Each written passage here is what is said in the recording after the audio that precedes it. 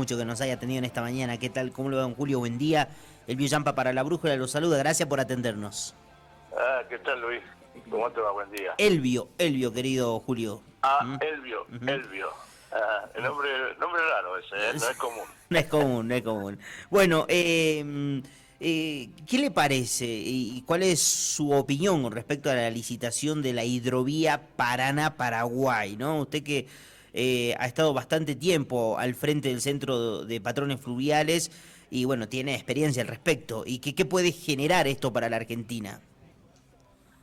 Bueno, en primer lugar es interesante la pregunta para aclarar bien los conceptos, porque Sí. yo he visto publicaciones de gente posiblemente interesada o ignorante, interesada desde el punto de vista político, diciendo que se va a privatizar el río. Sí. Eso dice llanamente es una burrada. Ajá. Porque es lo mismo que decir que nosotros tenemos privatizado la Ruta 2 que va a Mar del Plata porque está concesionada. Ujú. En realidad, el río no se lo lleva a nadie, Claro. ni tampoco le van a poner cerco para que nadie pase por ahí si no paga algo. Ujú. El concepto es el que, en realidad, la licitación es una concesión de servicio del Bien. dragado y balizamiento del río. ¿Por qué necesitamos nosotros el dragado y el balizamiento del río? Ujú. Por una cuestión de circulación de los buques con seguridad y con capacidad de carga. El barco tiene lo que se llama un calado, que si el río no está profundizado eficientemente, la carga es menor la que puede llevar. Y Claro. eso, por supuesto, afecta al comercio exterior. Esto comenzó con el gobierno de Menem, que fue el primero que licitó la famosa hidrovía. La hidrovía, en realidad, es un acuerdo jurídico, un convenio internacional entre 5 países: A ver. Bolivia, Brasil, Argentina, Uruguay y Paraguay. Son los países que firmaron el famoso Tratado de la Hidrovía en la época del gobierno de Menem, que se pusieron de acuerdo para legislar sobre el transporte y el uso del río Paraná y Paraguay. Por ejemplo, el río Uruguay no pertenece a la hidrovía. Y lo mismo, por ejemplo, el Paraná de Las Palmas, acá en la zona de Buenos Aires, no pertenece a la hidrovía. Ujú. Hay ríos dentro de la estructura del río Paraná que no pertenecen a la hidrovía. El Alto Paraná tampoco pertenece a la hidrovía. La hidrovía es la unión, el tráfico entre los buques del río Paraguay y Paraná, y ahí es un acuerdo internacional. Cuando nosotros firmamos ese acuerdo internacional, cedimos la libre navegación de los ríos por las banderas de todos estos países. Ujú. Bien. Entonces, ¿qué pasa? El servicio se hace por sistema, se mantiene por sistema de peaje. ¿Por qué? Porque el Estado no invierte un mango en general para el mantenimiento de esta hidrovía. Lo hace la empresa con capital propio, que se resarce después con el cobro de los peajes de los usuarios, como pasa en cualquier ruta concesionada. Sí, tal cual, tal cual. Esto genera una oportunidad para algunos importante y sobre todo pensando en la economía de la Argentina, ¿no? Pero claro, el concepto que hay que tener claro es que nosotros a alguien le vendemos nuestra producción. Tal cual. ¿Cuánto La produce carga Argentina? cuando se va afuera es porque la vendimos. Sí.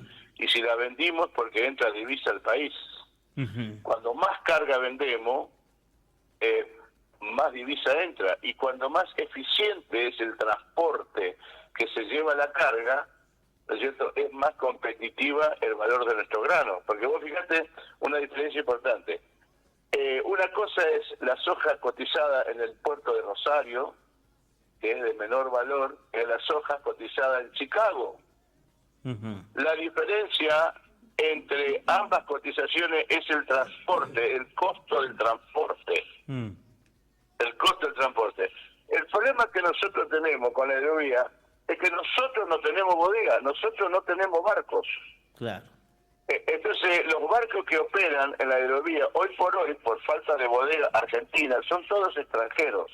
Son Sí. paraguayos, son panameños, librianos, Mira. en fin, banderas del mundo que entran a sacar la carga de la región. No de Ujú. la Argentina, tampoco seamos tan sectarios. La carga es de la región, porque la carga que sale de Paraguay baja por la hidrovía hasta los puertos de transferencia de Rosario para abajo.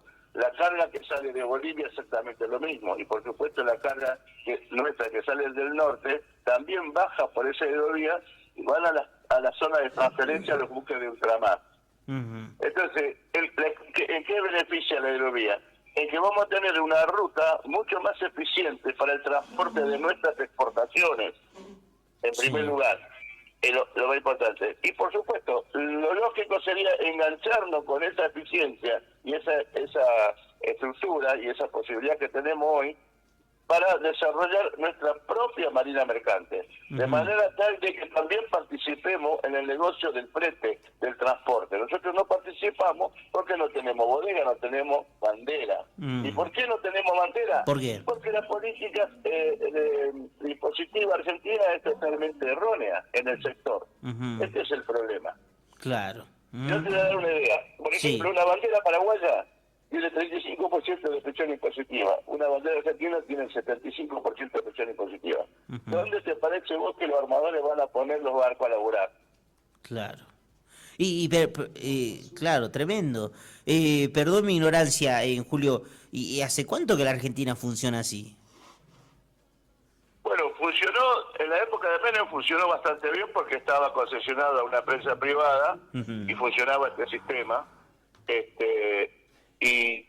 Y después vino el problema que el gobierno de Cristina decidió manotear la caja del peaje. O sea, el gobierno decidió cobrar el peaje y subcontrató a una empresa para que continúe el trabajo. Una empresa amiga. Por supuesto cambió todos los valores. Ahí fue un problema internacional porque Paraguay le dijo a la Argentina, vos a mí no me podés cobrar el peaje, porque el peaje, en primer lugar, nosotros somos parte de la Comisión de Hidrovía. Sí. Porque los 5 países formaron una comisión para administrar esa hidrovía. Claro. La Argentina en esa época lo ignoró. Y entonces se armó ese gran conflicto entre los paraguayos y los argentinos y los peajes y todo el pelote que se armó. Entonces, el tema acá es así.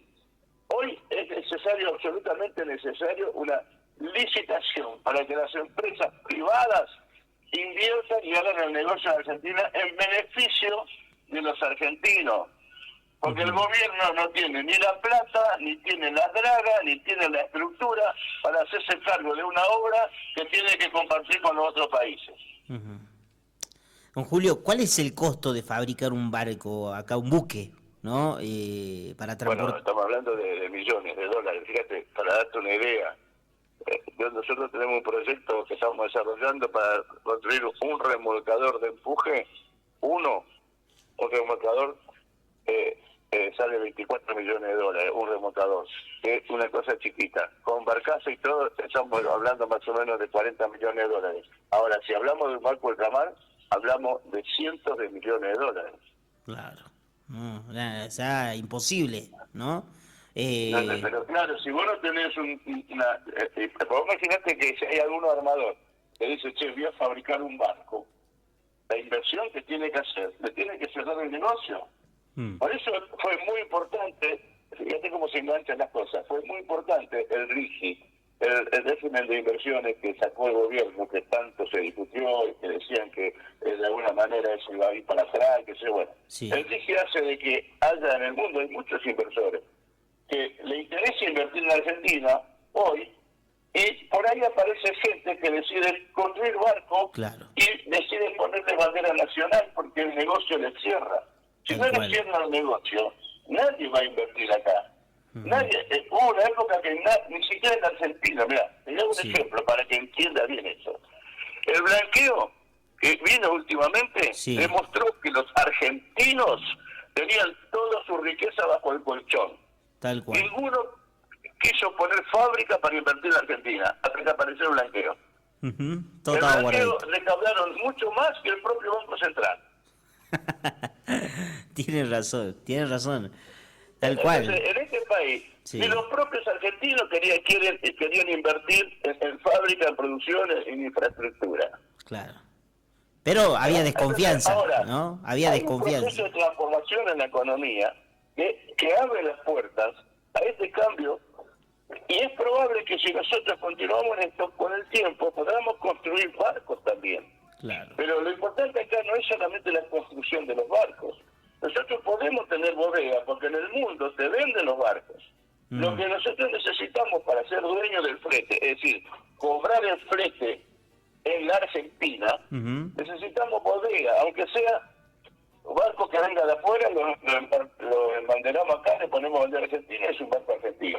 ¿Dónde está el negocio? El negocio es que los 60, 70 mil millones de dólares por año que se van en concepto de flete de la Argentina queden en el país. Claro. Don Julio, ¿por qué, bueno, es importante que los argentinos entendamos, ¿no?, la relevancia del camino que se está abriendo y también para que nos comprometamos y no quede en un anuncio más? Bueno, hay que tomar conciencia de cómo funciona la economía de un país. Acá nosotros mucho tiempo vivimos una ilusión, porque si el Estado que no produce, el Estado no fabrica, el Estado no genera riqueza, la riqueza la generan los trabajadores y las empresas privadas. El Estado recauda impuestos. Sí. Si el Estado cada vez necesita recaudar más impuestos, que mata la producción porque tiene que mantener política de subsidio a gente que no tiene cómo desarrollarse o no quiere desarrollarse por su cuenta, nunca vamos a tener crecimiento autónomo. Porque el día que el Estado, como está pasando ahora, digo, bueno, muchachos, no hay más plata, estamos todos fundidos. Entonces, acá el concepto que hay que entender es que nosotros necesitamos tener un país estable, con la moneda fuerte, como está ocurriendo ahora, para que el inversor, el que tiene la plata o bajo el colchón, o afuera, o el alemán, o el inglés, o cualquier país del mundo que tenga el dinero, venga a la Argentina y dice, che, voy a poner una fábrica porque me conviene el negocio, y entonces puedo hacer trabajar la plata en Argentina, me rinde mucho más. Porque ese es otro concepto importante. ¿Cuánto paga la tasa de interés en dólares en el mundo por año? Un 2%. Si esos dólares los ponen a fabricar zapatillas en Argentina, estoy seguro que le hacen por lo menos un 20% más a ese capital. Entonces, por eso es importante cuando hablamos de inversión y hablamos de desarrollo. Ahora, si nosotros no confiamos en la Argentina, ¿cómo va a confiar el extranjero? Tal cual. Por último, secretario, tema sindicato. Usted fue ex secretario, ¿no?, de un sindicato muy importante. Sí. Ahora el gobierno, quizá un punto de lucha en estos momentos que está sucediendo en los aeropuertos, es contra estos gremios, ¿no?, de pilotos, de maleteros. Es un frente que abre el gobierno. ¿Qué le parece esa lucha? ¿Cuál es su mirada que tiene? ¿O cómo el sindicato ahora se tiene que acomodar a estas nuevas políticas de gobierno, ¿no? Porque en realidad también los que terminan pagando el costo son la misma gente. Bueno, en realidad el gobierno no abre el frente. El que abre el frente son los sindicalistas que no quieren los cambios. Bien. Que quieren que todo siga igual. Que no quieren trabajar como tienen que trabajar. Quieren vivir del faltazo, de los partes médicos, de la baja productividad, de tener gente al pedo. Y como ellos reciben aporte obligatorio, ellos están cómodos y no quieren que le cambie el statu quo. No entienden el problema. No son capaces de sentarse con el gobierno a negociar la nueva perspectiva, defendiendo intereses del trabajador, no los intereses de la clase dirigente. Este es el despelote que está viendo. Hay gremios que se han acomodado bastante bien y están funcionando. Defienden los intereses de los trabajadores, se acomodan y siguen después del trabajo. Pero hay gremios que evidentemente van a desaparecer porque lo que está ocurriendo acá con la actitud de estos gremios que están fundiendo a la empresa. Sí. Y lo que va a pasar es que el gobierno evidentemente es capaz de hacerlo, va a cerrar la empresa porque le da pérdida y lo va a cerrar. Y entonces, ¿quién se perjudica? El trabajador. El dirigente estará hecho, seguramente, pero el dirigente no puede estrellar a los trabajadores contra un paredón para defender intereses totalmente erróneos. Hay que entender, Perón decía, la única verdad es la realidad. Y el hombre tiene que evolucionar. Nosotros tenemos que evolucionar, tenemos que salir de ese estado de país pobre y miserable y transformarnos en un país productivo, orgulloso, y que, como era en otras épocas, el padre está orgulloso de levantarse y llevar a sus hijos al colegio porque lo puede pagar. Y no estar esperando el subsidio del Estado para que le permita mantener un mínimo de vida. Este es el cambio cultural que tenemos que hacer. Estos gremios no se quieren adaptar, van a terminar estrellando a los trabajadores. Don Julio, gracias, perfecto. Le agradezco mucho por su tiempo. Un abrazo a la distancia. Gracias, que tenga buen programa. Buen